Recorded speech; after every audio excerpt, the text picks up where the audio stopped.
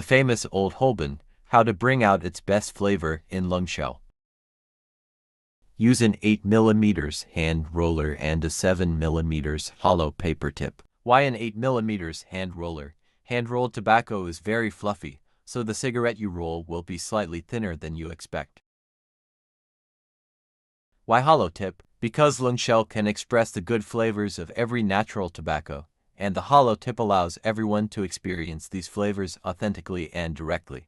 The mission and goal of Loong Shell are to help every friend learn not to inhale into lungs by experiencing good flavors. Loong Shell has produced over 200 videos, but none discuss the feeling or experience of inhaling, and future videos won't either.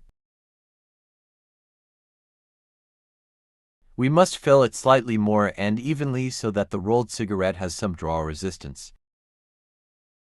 Then roll in the slow burn paper. Note: don't apply too much water, just a little. Excess water will reduce adhesion. Some friends lick it with saliva directly, which is fine, but I won't demonstrate it because I'm a bit neat freak. Then insert into Loong Shell and enjoy for an hour. Loong Shell will definitely let you rediscover what true Old Holben should taste like.